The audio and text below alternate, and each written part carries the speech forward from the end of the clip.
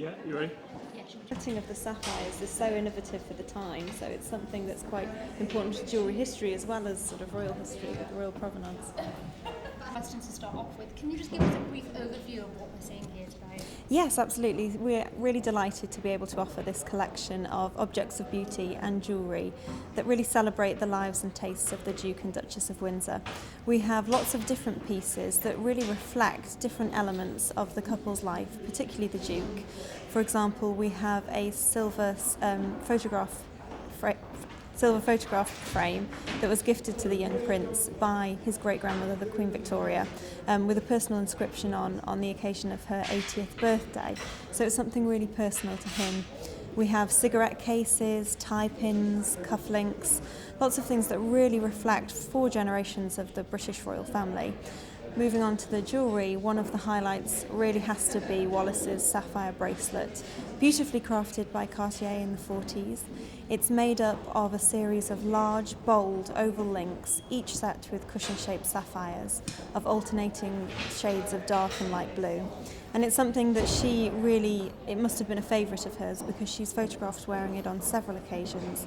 And very importantly, she chose to wear this bracelet on an occasion when she received the Queen in early 1972, which turned out to be a very important meeting because it was the last time that the Duke saw his niece. He unfortunately died just 10 days after that meeting. So, I mean, there's so many different varieties. Obviously, there's the fine jewellery, there's cigarette holders, there's all kinds of things. I mean, for you, so far, what's kind of generated the most interest, would you say? The collection as a whole has generated a significant amount. People who love jewellery for the jewellery design's sake, people who love the provenance and the history, and I think having so many pieces with these personal inscriptions on, actually in the handwriting of the person who's giving the gift, really adds something special to them and really makes them a very important and interesting part of history.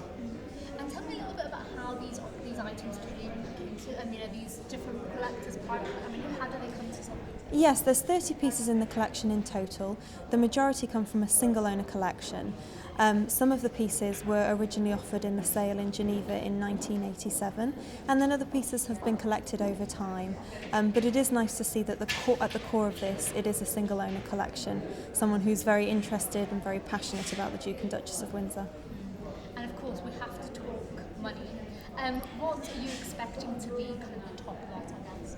It's really exciting. You never know what's going to happen on the day. We have pieces such as the golf scorer with an estimate from as little as £500 right up to the sapphire bracelet that's got an estimate of £130,000 to £180,000. Who knows what they're going to go for on the day? The provenance, obviously, it's priceless, so let's see what they make. It's very exciting.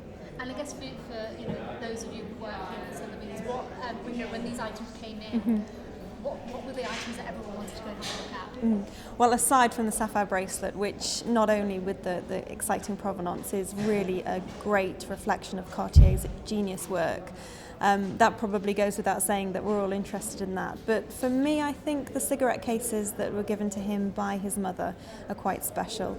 Having that personal inscription really shows the mother and son bond, I think, and I think it's a lovely and charming thing to be able to handle and a real privilege. Great, thank you very much. You're welcome. Okay, next.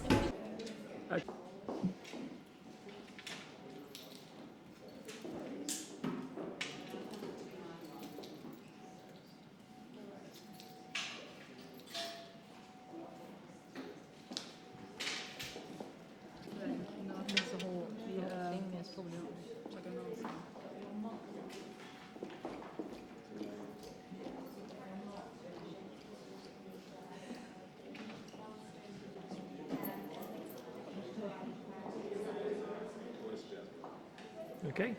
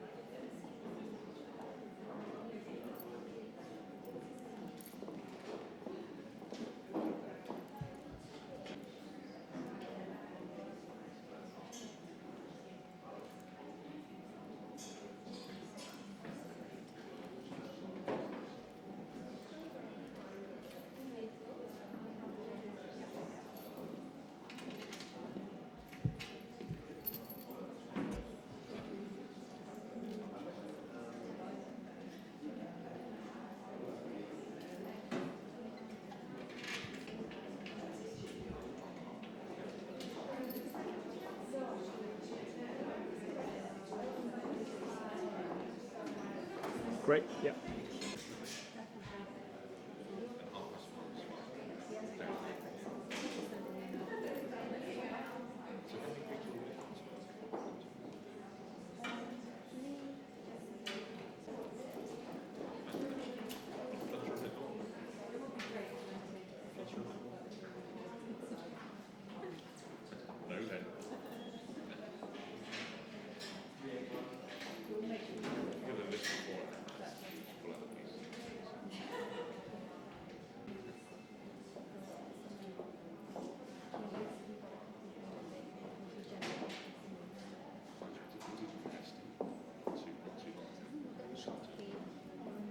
Yeah, sure.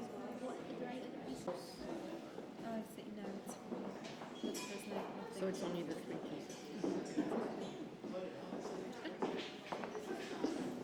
I mean, it's so small. It can be even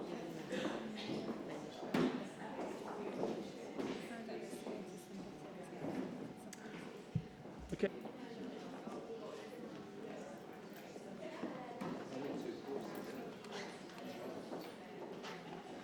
This is tiny. Must have had such a small neck. I think this ring is a great surprise because it looks just sort of a plain citrine heart-shaped ring, but it's actually by Susan Belperon, who's a very prestigious and very sought-after jeweller. So it's, I mean, her rings, even the level.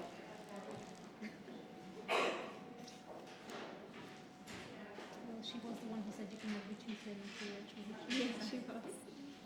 She also said these jester pins here, they were given to the Duke and the Duchess's secretary and Anne Seagram, and it was to Anne Seagram that she said she knows that she's not a beautiful woman, so she needs to overcompensate by wearing beautiful jewellery and beautiful clothes. It's quite nice to have these on sale as well and have that connection.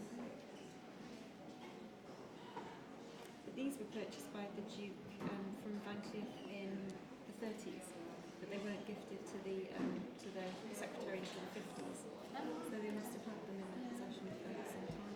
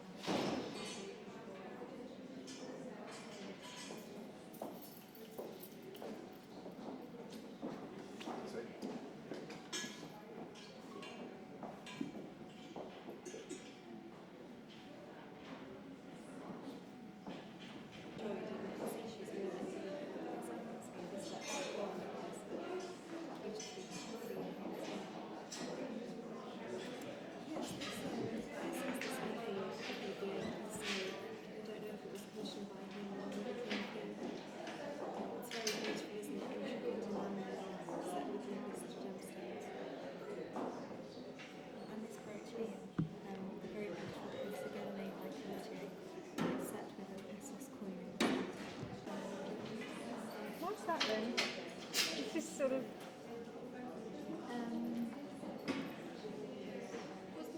One. What is that? Why is it This one got. This one you said it was not.